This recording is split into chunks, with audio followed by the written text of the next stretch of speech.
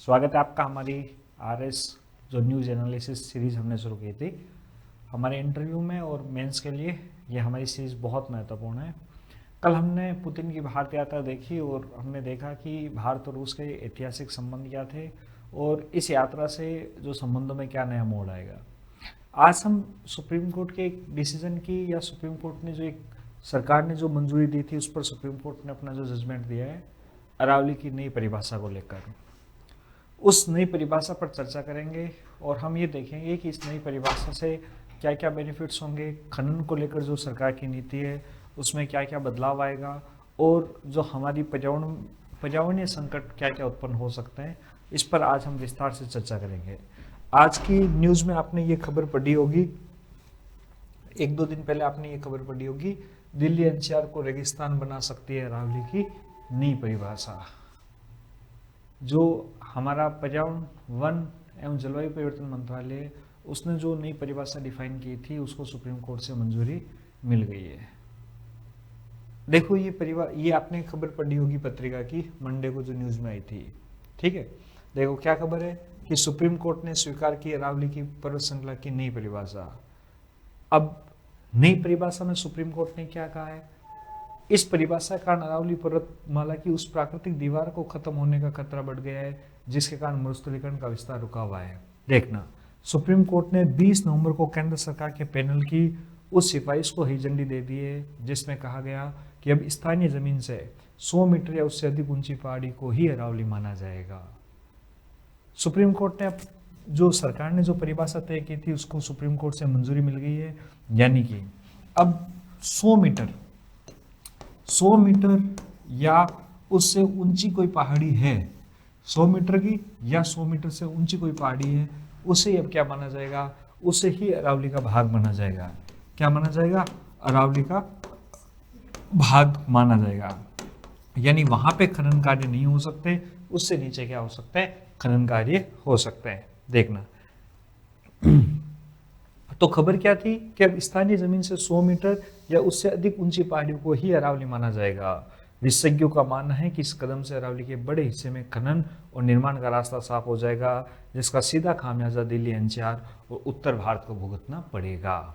तो ये supreme court ने जो सरकार ने जो परिभाषा की सिफारिश की थी, ठीक है, सुप्रीम कोर्ट ने उस परिभाषा को क्या दे दी है, हरी झंडी दे दी है। आपने ये मैप में देखा ही होगा, या हम जब राजस्थान का जियोग्राफी पढ़ते हैं तो अरावली पर्वतमाला के बारे में बड़े डिटेल से हम पढ़ते हैं। ठीक है, तो अब हम इस न्यूज़ के बारे में बहुत डिटेल से जानेंगे कि पहले क्या था, अब सुप्रीम कोर्ट ने क्या कहा, इसके क्या क्या फायदे होंगे, क्या क्या नुकसान होंगे, और इंटरव्यू में अगर आपको इससे संबंधित कोई प्रश्न पूछे तो उसका कैसे क्या जवाब देना है, एक बैलेंस अप्रोच हमें क्या अपनानी है। तो इन सब मुद्दों पर हम क्या कर सकते हैं, हम आज करेंगे चर्चा। ठीक है, देखिए, तो पहले तो अपन जानते हैं कि अरावली है क्या। आपने सबने राजस्थान जियोग्राफी में राजस्थान का मैप तो देखा ही होगा। ठीक है, ये कुछ इस तरीके से अपना राजस्थान होता है और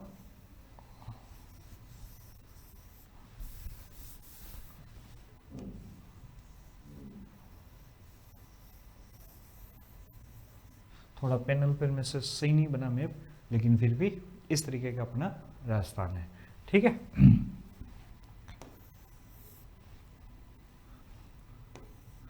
अब इस राजस्थान में आपको पता है कि राजस्थान के जो उत्तर पश्चिम दिशा है, सॉरी दक्षिण पश्चिम, इस दक्षिण पश्चिम दिशा में हमारी क्या है, अरावली पर्वतमाला स्थित है। ये दक्षिण पश्चिम दिशा में क्या स्थित है, दक्षिण पश्चिम दिशा में अरावली स्थित है। ठीक है, पश्चिम दिशा में ये अरावली पर्वतमाला स्थित है। आपको पता है कि अरावली अपने 4 राज्यों में फैली हुई है। इधर अपने गुजरात से शुरू होती है, ठीक है, गुजरात से फिर राजस्थान, राजस्थान से फिर हरियाणा और हरियाणा से फिर दिल्ली की रायसीना हिल्स तक हमारी अरावली फैली हुई है इस तरीके से। अब आपको पता है कि अरावली बहुत ही मतलब पुरानी वलित पर्वतमाला है। क्या पर्वतमाला है? वलित पर्वतमाला है। ठीक है, अवशिष्ट पर्वतमाला है। अवशिष्ट पर्वतमाला का मतलब क्या है कि जिसका समय के साथ क्या हो गया, अपने अपक्षय और अपर्दन हो गया है। ठीक है, आप अरावली ऐसे आपको कहीं भी कंटिन्यूअस नहीं नजर आएगी, आपको क्या नजर आएगी, अवशिष्ट पर्वतमाला के रूप में नजर आएगी जिसका क्या हो चुका है, अपक्षय और अपर्दन हो चुका है। ठीक है, इसलिए तो हम जब राजस्थान में अरावली पर्वतमाला पढ़ते हैं तो इसको 3 भागों में डिवाइड करते हैं। कितने भागों में डिवाइड करते हैं? 3 भागों में डिवाइड करते हैं। इधर जो ऊपर अरावली उसको अपन उत्तरी अरावली बोलते हैं, ठीक है। मध्य में जो अरावली उसे मध्य अरावली बोलते हैं, और जो दक्षिण भाग की तरफ अरावली है इसे अपन दक्षिण अरावली बोलते हैं। इस तरीके से अपन राजस्थान ज्योग्राफी में हमारी अरावली के बारे में चीजें पढ़ते हैं और जानते हैं, ठीक है। अब ये जो अरावली पर्वतमाला है इसको लेकर सुप्रीम कोर्ट ने जजमेंट दिया और जो मंजूरी दी सिफारिश को, वो अपन पढ़ते हैं कि क्या है, ठीक है। देखना है इसको थोड़ा। देखो, अरावली विश्व की सबसे प्राचीन पर्वतमाला है ना, ओल्डेस्ट फोल्डेड माउंटेन है। आपको पता है पर्वत कई प्रकार के होते हैं, वलित होते हैं और अन्य भी होते हैं, तो ये एक तरीके की क्या है, वलित पर्वतमाला है। कहाँ से शुरू होती है? गुजरात से शुरू होती है और राजस्थान हरियाणा होते हुए दिल्ली तक ये फैली हुई है। हाल ही में सुप्रीम कोर्ट ने MC मेहता बना भाषण मामले में एक ऐतिहासिक आदेश देते हुए अरावली में खनन को लेकर नई परिभाषा और प्रतिबंध सुप्रीम कोर्ट ने अब तय किए हैं। क्या कहा है सुप्रीम कोर्ट ने? माननीय, आप देखना इसको। देखो, विवाद की जड़ है पहाड़ की परिभाषा, ठीक है। ये अपने पहाड़ की परिभाषा, पहाड़ किसे बोलेंगे, किसे आप पहाड़ और पहाड़ी बोलोगे? गाइडलाइन ये कहती है कि भाई आप क्या नहीं कर सकते, या जो एक्ट बन रखे हैं पर्यावरण संरक्षण अधिनियम, वो ये कहते हैं कि आप कहीं भी किसी भी पहाड़ की खुदाई खनन नहीं कर सकते। अब दिक्कत ये आ रही कि पहाड़ है क्या, पहाड़ की परिभाषा क्या होगी, ठीक है। अब क्योंकि पहाड़ की कोई परिभाषा होती नहीं थी, तो अब तक जो खनन माफिया और उद्योगपति है वो हमारे जो लीगल लूपहोल्स होते थे, ठीक है, जो तकनीकी खामियां होती थी, कानूनी खामियां होती थी, उसका क्या होता थे, फायदा उठाते थे। क्यों? क्योंकि कोई भी पहाड़ की स्पष्ट परिभाषा नहीं थी। पहाड़ में खुदाई तो मना थी, लेकिन पहाड़ की कोई परिभाषा नहीं थी। किससे आप पहाड़ बोलोगे ये तय नहीं था। समझ रहे हो मेरी बात को? तो ये समस्या ही किसके सामने? वन एवं पर्यावरण मंत्रालय, मिनिस्ट्री ऑफ अपने वन, मिनिस्ट्री ऑफ अपने पर्यावरण, वन एवं जलवायु परिवर्तन मंत्रालय की ओर से कोई स्पष्ट और संख्यात्मक परिभाषा इसके लिए नहीं थी। अब कोई परिभाषा नहीं थी, इसका दुष्परिणाम क्या हुआ भाई? अब जब कोई पहाड़ की कोई परिभाषा तय ही नहीं कर रखी थी, तो इससे जो हमारे खनन करता थे, जो खनन माफिया थे, वो किसी भी पहाड़ी को काट के समतल कर देते थे और कह देते थे कि भाई ये तो कोई अरावली का भाग नहीं है, ये तो हमारी खेत की जमीन है, ओरन की जमीन है। इस तरीके से, क्योंकि अरावली की कोई परिभाषा नहीं थी, तो पहाड़ को काट के समतल कर लेते थे और फिर वहां से खनिज निकाल लेते थे। और वो कहते थे कि भाई ये तो कोई अरावली का हिस्सा है नहीं, ये तो केवल एक टिल्ला या चट्टानी भूमि है, अरावली का हिस्सा नहीं है। अरावली में खनन वर्जित है, तो क्या हुआ, हम अरावली क्षेत्र में तो खनन नहीं कर रहे। तो इसी जो लूप होल्स था कानून में, इसी लूप होल को सही करने के लिए हमने क्या किया, हमने ये अपने पर्यावरण, वन एवं जलवायु परिवर्तन मंत्रालय, उसने क्या किए, कुछ कदम उठाए, ठीक है, और कुछ अपने परिभाषा पहाड़ की तय की, और फिर उस पहाड़ की परिभाषा को सुप्रीम कोर्ट ने भी क्या दे दी, मंजूरी दे दी। देखो क्या परिभाषा तय की। तो 1992 की अधिसूचना क्या कहती थी, इसको भी आपको ध्यान से सुनना और समझना है, ठीक है। यद्यपि 1992 की अरावली परिभाषा, अरावली की अधिसूचना में खनन प्रतिबंधित था, लेकिन ये स्पष्ट नहीं था कि अरावली कहाँ से शुरू होती है और कहाँ खत्म। हालांकि 1992 में ये कहा गया था कि अरावली में खनन प्रतिबंध है, लेकिन तय नहीं कर रखा था कि अरावली कहाँ से शुरू होगी, कहाँ पे खत्म होगी, लंबाई कितनी, चौड़ाई कितनी, कितनी लंबाई तक अपने मना है, कितनी चौड़ाई तक मना है, ये नहीं बता रखा था। किसे आप चट्टानी भूमि मानोगे, किसे आप एक टिल्ला मानोगे और किसे आप पहाड़ी मानोगे, ये भी तय नहीं था। यानी कि ये क्या थी, ये हमारे कानून में तकनीकी खामी थी। क्या था, कानून में कुछ तकनीकी खामियां थी, ठीक है, कुछ चीजें परिभाषा नहीं की गई थी, इसलिए दिक्कत आ रही थी, ठीक है। इसलिए क्या आ रही थी, इसलिए कुछ दिक्कतें आ रही थी, ठीक है। अब देखो, अब सुप्रीम कोर्ट ने यहाँ पे अपना वर्डिक्ट सुनाया, ऐतिहासिक निर्णय दिया, ठीक है। जो मिनिस्ट्री ऑफ अपने जो पर्यावरण, वन एवं जलवायु परिवर्तन मंत्रालय, उसने जो परिभाषा तय की, उस पर सुप्रीम कोर्ट ने निर्णय दिया।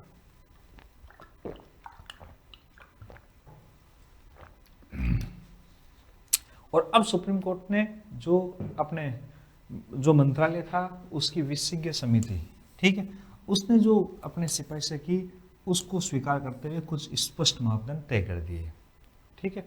और ये मापदंड कहाँ कहाँ लागू होंगे, जहाँ पे अरावली फैली हुई है, राजस्थान, हरियाणा, दिल्ली और गुजरात, इन 4 राज्यों में ये क्या होंगे, ये 3 राज्य और एक यूटी हो गया, है ना, यहाँ पे ये क्या होंगे, ये लागू होंगे, ये परिभाषा लागू होगी।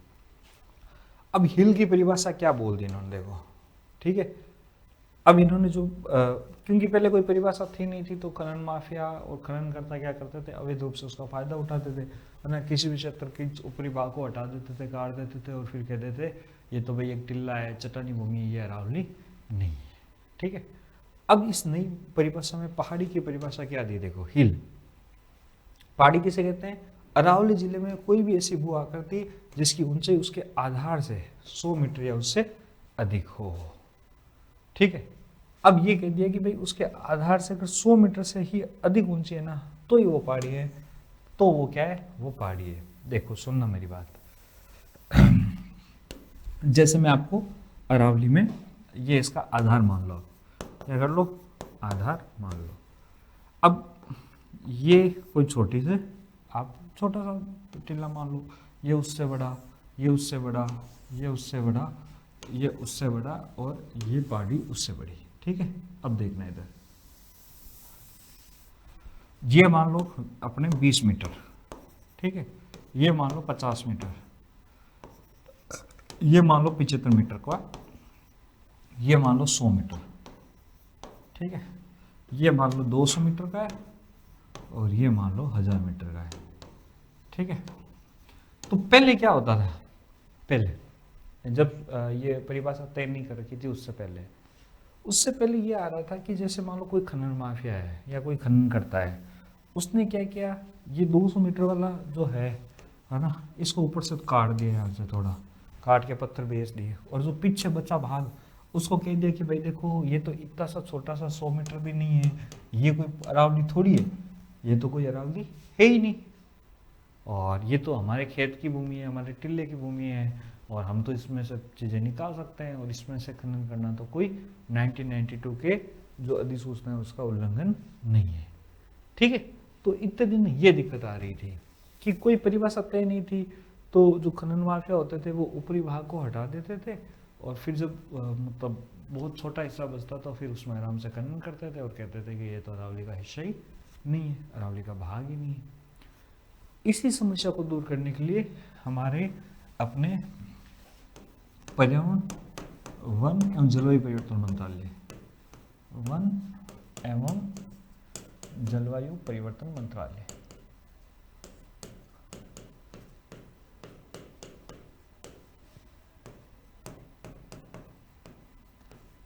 इसी को ध्यान में रखते हुए हमारे पर्यावरण वन और जलवायु परिवर्तन मंत्रालय ने क्या है कि नई परिभाषा तय की, ठीक है। और नई परिभाषा तय करते हुए अब क्या कह दिया कि भाई देखो जिसकी आधार से 100 मीटर की ऊंचाई है ना, वो 100 मीटर की से कम ऊंचाई वाली क्या नहीं मानी जाएगी।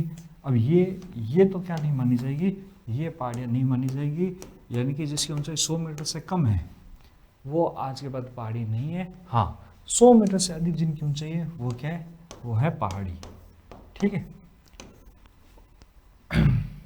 अब यानी कि जिसकी 100 मीटर से अधिक ऊंचाई वो सारी क्या है, वो सारी पहाड़ी है। अब इस निर्णय से क्या हुआ कि 100 मीटर से अधिक ऊंचाई वाली पहाड़ियों का तो क्या हो गया, संरक्षण हो गया, ठीक है। जिनका इतने दिन क्या हो रहा था, अवैध रूप से खनन हो रहा था, लोग अपना टिल्ला बता के खनन कर रहे थे कि भाई ये तो अरावली का हिस्सा ही नहीं है, ठीक है। तो इनका तो संरक्षण हो गया, लेकिन दिक्कत आ रही है इन वालों की, छोटे वालों की, ठीक है। अब ये अपने क्या हो गया, जो 100 मीटर से कम पहाड़ियाँ हैं जिनकी ऊंचाई 100 मीटर से कम है, वो अरावली की परिभाषा से बाहर चली गई, और वहाँ पे अब खनन का क्या मिल गया, एक तरीके से खनन का सर्टिफिकेट टाइप का मिल गया कि भाई वहाँ पे आराम से क्या हो सकता है, खनन हो सकता है, क्योंकि वो पहाड़ियाँ अब अरावली का हिस्सा नहीं बची। 100 मीटर से ऊपर की तो बच गई, लेकिन जिनकी ऊंचाई 100 मीटर से कम है वो पहाड़ियाँ अरावली का हिस्सा ही नहीं मानी जाती है, अरावली का हिस्सा ही नहीं मानी गई। तो इसी को लेकर क्या है, इसी को लेकर विवाद हुआ है, देखना, है ना। तो ये कहा गया देखो कि अरावली जिलों में कोई भी ऐसी भू आकृति जिसकी ऊंचाई उसके आधार से 100 मीटर या उससे अधिक हो। ठीक है, पहाड़ी श्रृंखला रेंज यदि 500 मीटर की परिधि में 2 या 2 से अधिक पहाड़ियां जो 100 मीटर से अधिक ऊंची है मौजूद है तो उन्हें अरावली रेंज माना जाएगा। देखो पहाड़ी की परिभाषा भी तय कर दी और अरावली रेंज यानी कि अरावली श्रृंखला की परिभाषा भी तय कर दी। ठीक है, अरावली श्रृंखला की परिभाषा भी तय कर दी। क्या कहा गया देखना, कोई भी ऐसी भू आकृति जिसका आधार 100 मीटर या उससे अधिक है तो वो तो है पहाड़ी। वो क्या है, वो तो है पहाड़ी। ठीक है, और यदि 500 मीटर की परिधि में 2 या 2 से अधिक पहाड़ियां जो 100 मीटर से अधिक ऊंचाई वाली मौजूद है तो उन्हें अरावली रेंज कहा गया। ठीक है, देखो अगर 100 मीटर या इससे अधिक है तो ये तो इससे तो क्या माना जाएगा, अगर इसकी ऊंचाई 100 मीटर है तो ये तो आज से बाद होगी पहाड़ी। क्या होगी, पहाड़ी होगी।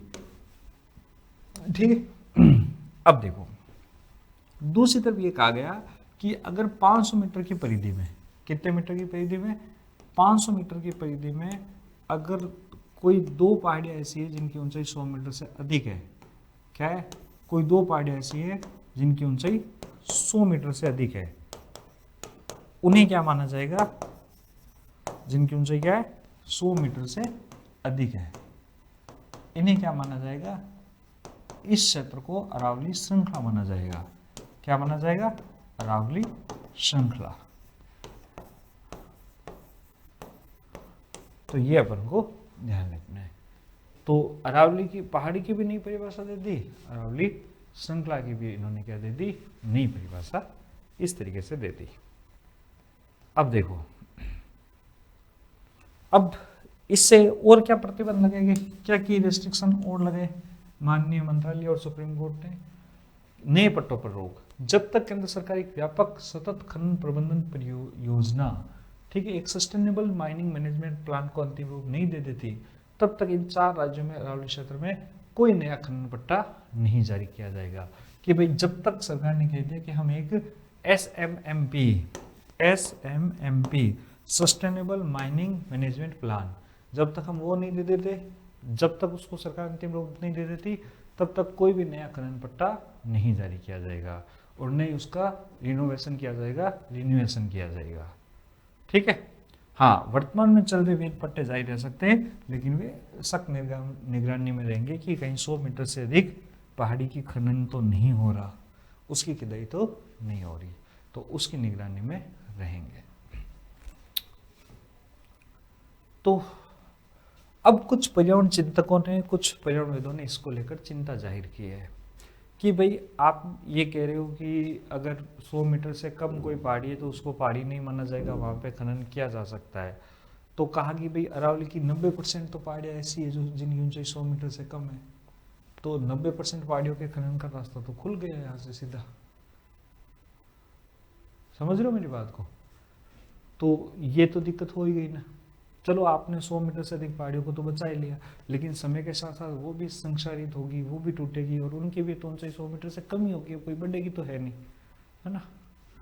तो पर्यावरणविद ये कह रहे हैं कि भाई 90% से अधिक पहाड़ियाँ ऐसी है जिनकी ऊंचाई 100 मीटर से कम है और इस तरीके के निर्णय से ऐसी पहाड़ियों का अस्तित्व खत्म हो जाएगा। ठीक है ना। देखो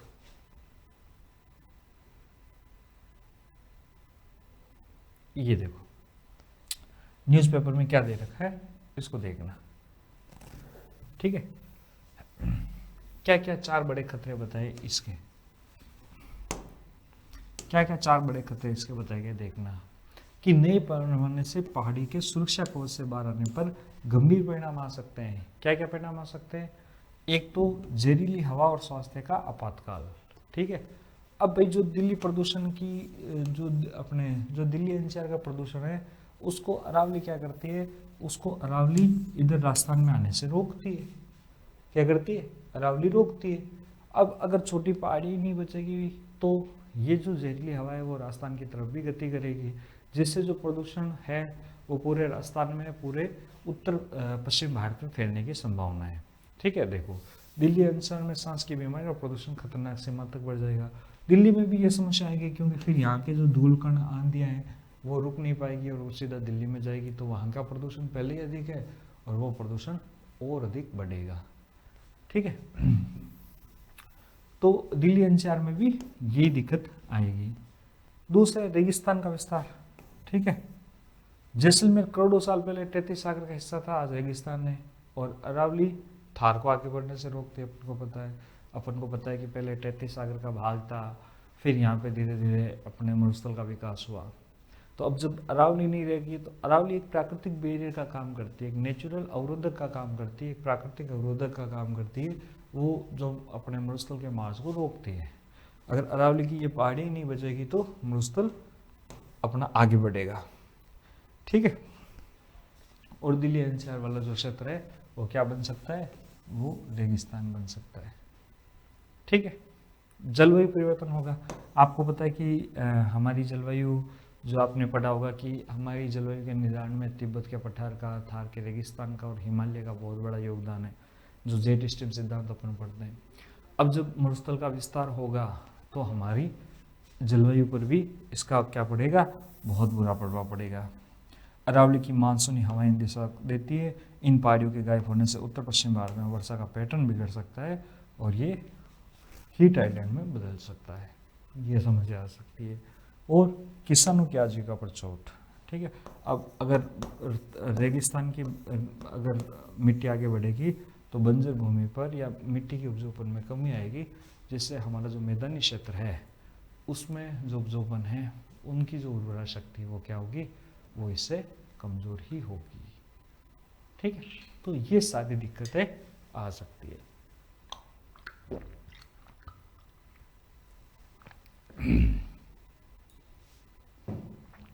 देखो,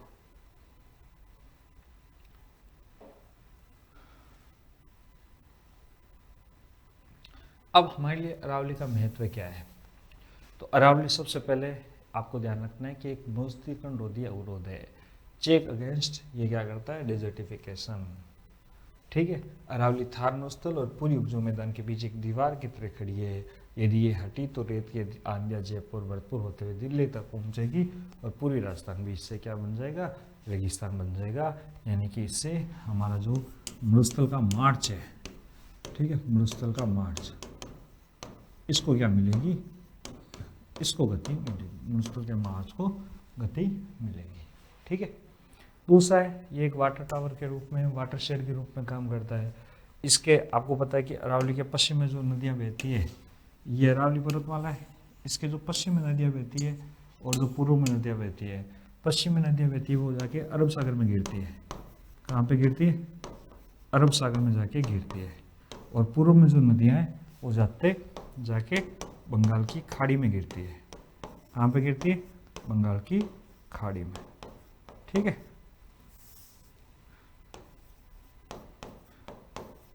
बंगाल की खाड़ी में गिरती।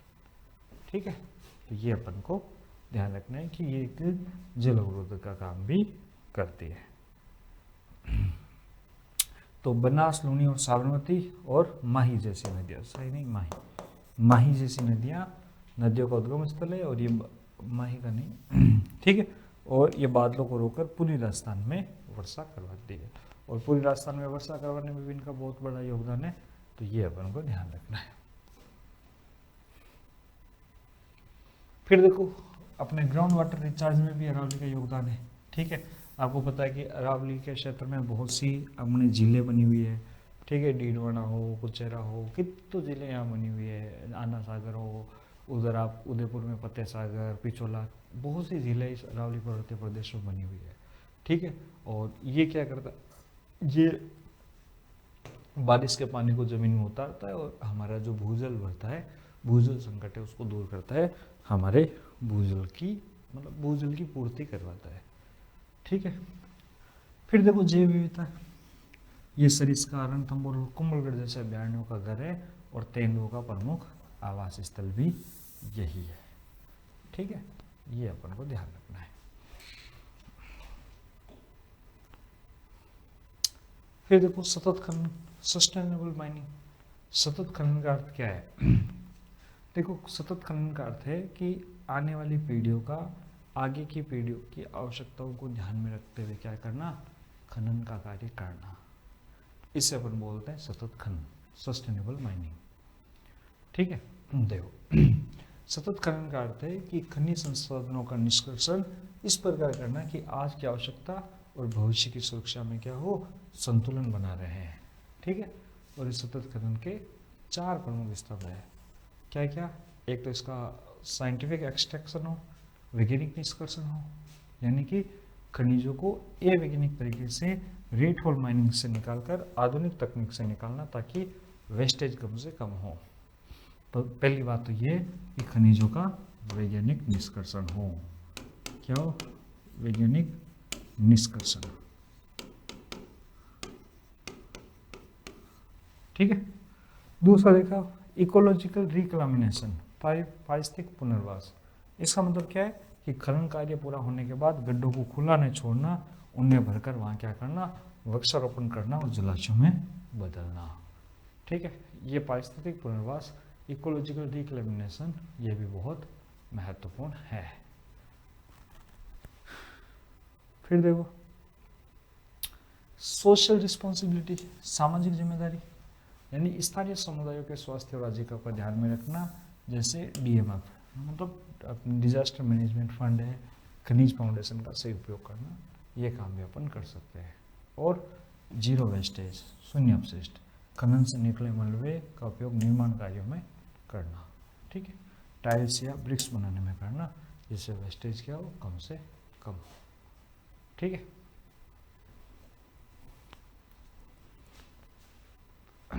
अब देखो एक तरफ हमें हमारी इकोनॉमी को बचाना है, दूसरी तरफ हमारे एनवायरनमेंट को बचाना है।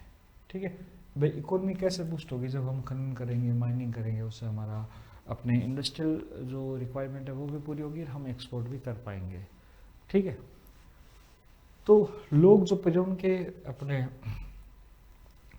जो अपने अर्थव्यवस्था को चाहते हैं, जो माइनिंग के पक्ष में, वो क्या तर्क देते हैं, देखो है ना, जो इन्वायरमेंट की या माइनिंग के पक्ष में वो कहते हैं कि भाई राजस्थान खनिजों का अजायबघर है, अगर हमें राजस्थान को विकसित राजस्थान बनाना है तो हमें खनन के क्षेत्र में बहुत तेज़ी से क्या करना पड़ेगा, बहुत तेज़ी से काम करना पड़ेगा।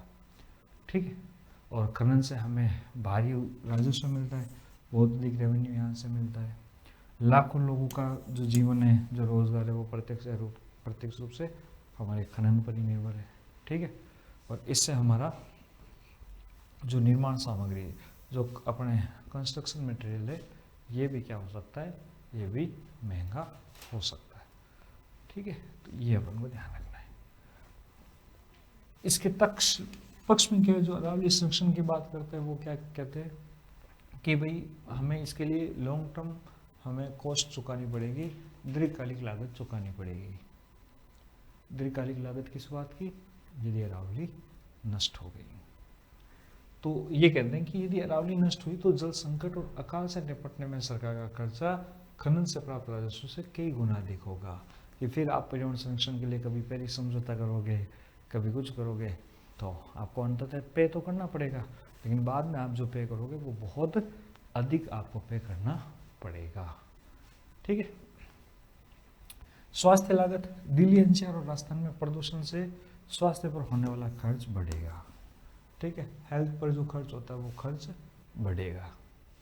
पर्यटन, अरावली आधारित जो इको टूरिज्म है, जैसे लेपर्ड सफारी है, वो अपने खनन की तुलना में हमें क्या दे सकता है, अधिक रोजगार दे सकता है। तो दोनों पक्ष हैं, आप भी इंटरव्यू पैनल के सामने दोनों पक्ष बता सकते हो। और ये जो न्यूज़ थी वो मैंने आपको बताई कि क्या प्रमुख न्यूज़ थी और कैसे ये काम आगे बढ़ा। तो देखो यहाँ पे कुछ और भी दे रखा है कि अरावली केवल पहाड़ नहीं बल्कि एक विंड बैरियर यानी हवा के अवरोधक है, इसके कारण रेगिस्तान बढ़ने से आगे रुका हुआ है। तो 2 मोर्चों पर काम करती है, ये भी अपन को ध्यान रखना है। देखो यहाँ पे एक फैक्ट लिखा हुआ है कि जो 100 मीटर से छोटी पहाड़ी है वो अरावली का 90% है। अगर इनको संरक्षण नहीं मिला और वहाँ खनन शुरू हुआ तो रेगिस्तान से उड़ने वाली धूल सीधे दिल्ली और इंडो गैंगेटिक मैदान तक पहुँचेगी और इससे हमारी जो पर्यावरण है उसको बहुत अधिक नुकसान पहुँचेगा। तो अपन ये कह सकते हैं कि सर सरकार ने ये परिभाषा तय इसीलिए की थी ताकि अरावली का संरक्षण हो, लेकिन इसका जो 100 मीटर है शायद वो उनसे अधिक है, क्योंकि 90% जो पहाड़ी है वो 100 मीटर से छोटी ही है। ठीक है, तो इसमें अपन ने पढ़ा कि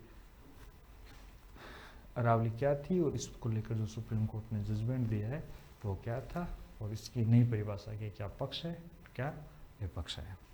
आप बने रहिए हमारी क्लास में, मिलते हैं नेक्स्ट क्लास में। Thank you so much.